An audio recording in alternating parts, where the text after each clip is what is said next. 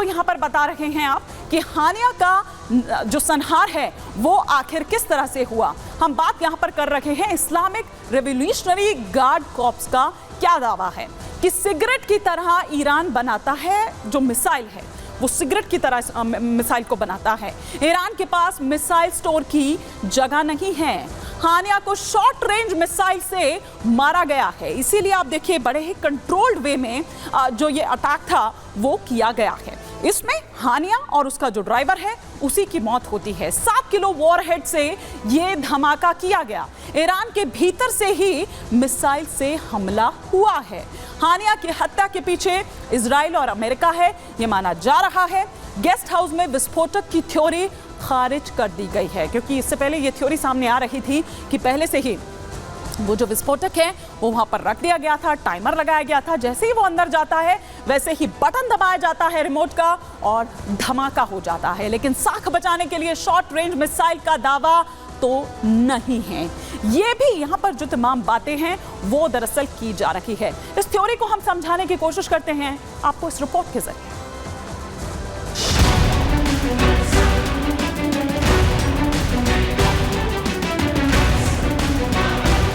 Hamas नेता इस्माइल हानिया की मौत पर अमेरिका ने बड़ा दावा किया है। अमेरिकी खुफिया एजेंसी एक सूत्र ने मीडिया को जानकारी देते हुए कहा कि हमास प्रमुख इस्माइल हानिया की मौत एक विस्फोट की वजह से हुई। विस्फोटक को घटना से 2 महीने पहले गेस्ट हाउस में छिपा कर रखा गया था, जहां हानिया ठहरने वाला था। अमेरिका ने यह भी दावा किया कि जब हानिया अपने वीवीआईपी भवन पहुंचा तो रिमोट की मदद से ब्लास्ट कर दिया गया। लेकिन वहीं ईरानी सरकार और हमास का कहना है कि हत्या को इजराइल ने अंजाम दिया। हालांकि इजराइल ने ना तो अपना हाथ होने की पुष्टि की है और ना ही इनकार किया है। ईरानी सरकारी मीडिया और हमास ने पहले संकेत दिया था कि हानिया की हत्या इमारत के बाहर से दागे गए रॉकेट से हुई। दावा है कि कातिल ने घटना को अंजाम देने से पहले लंबी प्लानिंग की थी।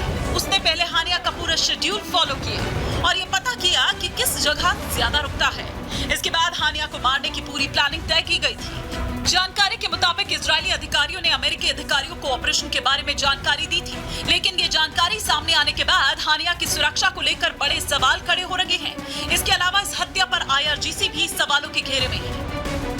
साथ ही ये भी माना जा रहा है कि इजराइल पिछले 2 महीने से हमास प्रमुख को ठिकाने लगाने की तैयारी कर रहा था। गौरतलब है कि इस्माइल हानिया की हत्या ईरान में हुई है। ऐसे में ईरानी सरकार पर भी सवाल खड़े होने लगे हैं। हालांकि अभी तक उनकी तरफ से कोई बयान सामने नहीं आया। ये कयास लगाए जाने लगे हैं कि कहीं ईरान का तो इसमें कोई हाथ नहीं। हानिया और देईब दोनों ही शीर्ष नेताओं की मौत के बाद हमास को बड़ा झटका लगा है। दरअसल हानिया ईरान के नए राष्ट्रपति के शपथ ग्रहण समारोह के लिए तेहरान पहुंचा हुआ था। शपथ ग्रहण में शामिल होने के बाद हानिया उसी गेस्ट हाउस में आराम करने पहुंचा जहां विस्फोटक लगा हुआ था। हत्यारों को जब कंफर्म हो गया कि हानिया अपने कमरे में पहुंच चुका है, उसने रिमोट से विस्फोट कर दिया। Bureau report, Republic Bharat. तो जब ईरान और इजराइल की हम बात कर रहे हैं तो पहले तो आपको हम जरा ये बता देते हैं कि इस जंग में अगर ये जंग होती है और बढ़ती है, और जैसा कि मैंने पहले भी कहा कि ये दायरा सिर्फ इतना तो रहेगा नहीं, लेकिन चलिए ईरान इजराइल की अगर पहले बात करें तो कौन इन दोनों में से ज्यादा ताकतवर है। 1.73 लाख एक्टिव मिलिट्री किसके पास है?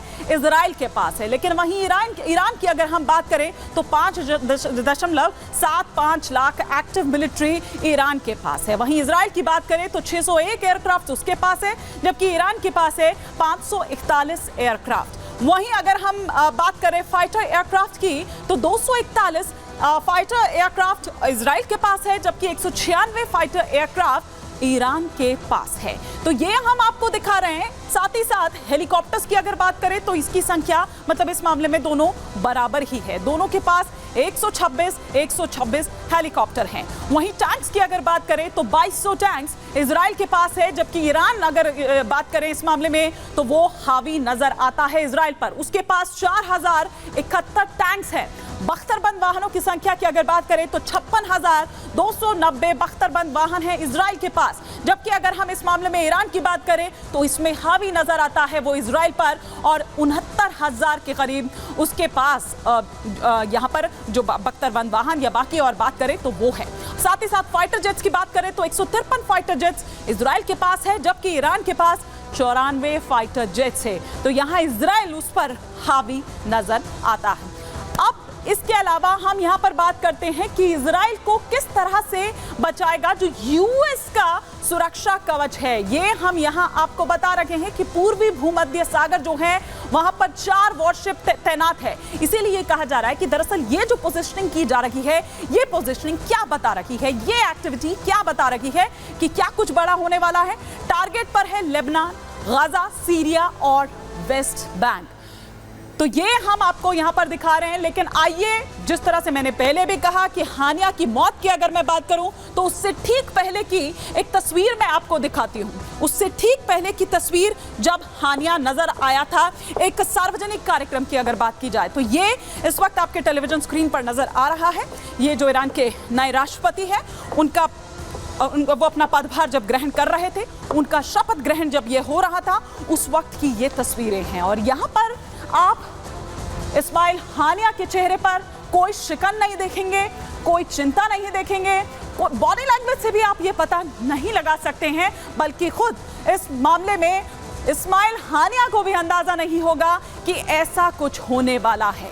ईरान के जितने भी सुप्रीम लीडर्स हैं उनके साथ वो उस वक्त नजर आ रहा था।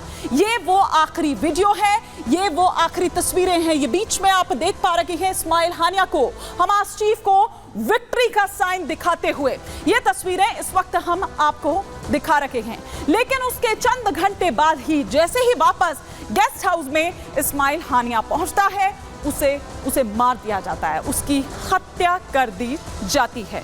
तो ये तस्वीरें इस वक्त हम आपको दिखा रहे हैं। ये वो आखिरी तस्वीरें हैं जो नजर आई थी इस्माइल हानिया की। लेकिन अब हम आपको बता रहे हैं कि किस तरीके से ये युद्ध का दायरा बढ़ सकता है, कौन कौन इसमें शामिल है। और इसमें जब बात यहाँ पर हो ईरान की, तो देखिए ईरान को रशिया ने सपोर्ट की बात कह दी है। उधर अगर हम इजराइल की बात करें तो अमेरिका तो उसको सपोर्ट कर ही रहा है। लेकिन मिडिल ईस्ट में किस तरीके से महायुद्ध का ये खतरा मंडरा रहा है। इजराइल की मदद में खुलकर आ चुका है अमेरिका। तो दायरा जो बढ़ने की मैं बात कर रही हूँ, ये एक्टिविटी वो बताती है। जंग की आशंका को देखते हुए अमेरिका ने चेतावनी दी है। अमेरिका की ये चेतावनी है कि कोई भी टिकट मिले उसे लेकर लेबनान से निकल जाएं। ये एक चेतावनी साफ तौर पर दे दी गई अमेरिका द्वारा। लेबनान से लोगों को निकालने के लिए सेना नहीं आएगी, ये भी बता दिया गया है कि आपको खुद ही करना पड़ेगा। इसलिए जो पहली टिकट आपको मिल रही है आप वहां से निकल लीजिए। कई यूएस एयरलाइंस ने लेबनान की उड़ानें भी रद्द कर दी है। ब्रिटेन की अपने नागरिकों से एक बड़ी अपील है कि नागरिकों से जल्द लेबनान वो छोड़ें, जल्द से जल्द लेबनान छोड़ने को कहा गया है।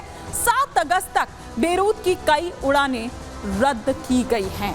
तो ये साफ तौर पर कहा गया है ब्रिटेन द्वारा कि भाई आपको जो पहली टिकट, जो पहली फ्लाइट आपको मिले वहां से आप निकल लीजिए। आपको सेना बचाने के लिए नहीं आएगी या फिर सेना वहां से निकालने के लिए नहीं आएगी, ये साफ तौर पर कह दिया। लेकिन इधर अमेरिकी रक्षा सचिव का क्या कुछ बयान सामने आया है वो हम आपको बताते हैं। उन्होंने कहा कि कल मैंने ईरान, लेबनानी, हिजबुल्ला और अन्य जो ईरानी समर्थित आतंकवादी हैं उन समूहों से, उस पूरे ग्रुप से जो उत्पन्न खतरे हैं उनके बारे में इजराइल के रक्षा मंत्री योव गैलेंट से बात की है। हमने बताया कि इजराइल की रक्षा का समर्थन करने के लिए अतिरिक्त उपाय कर रहे हैं, जिसमें कई तरह के रक्षात्मक कदम भी शामिल है।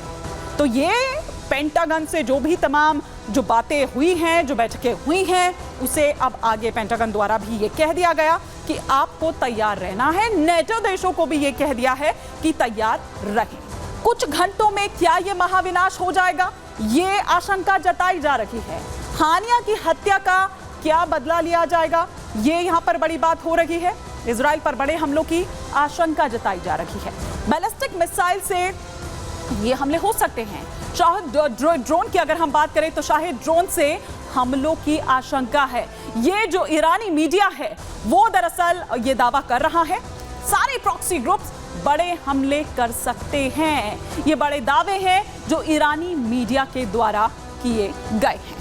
लेकिन अब आइए हम आपको बताते हैं यहाँ पर कि जिस तरह से हमने पहले भी कहा कि कौन कितना ताकतवर है, ये बात तो आपने देखी। हमने ईरान और इजराइल के बारे में आपको दिखाया, लेकिन अब आइए आपको दिखाते हैं कि जब दुनिया दो गुटों में यहाँ पर बंटती हुई नजर आ रही है तो ऐसे में कौन किसके साथ यहाँ पर खड़ा है। उस ग्राफिक्स के जरिए हम आपको बताते हैं कि जंग में कौन सी बड़ी शक्ति किसके साथ। एक तरफ इजराइल और एक तरफ ईरान की अगर हम यहाँ पर बात करें तो इजराइल के साथ यहाँ पर आपको America, Britain, Germany, France, Australia, Italy जो है वो खड़े नजर आते हैं आपको।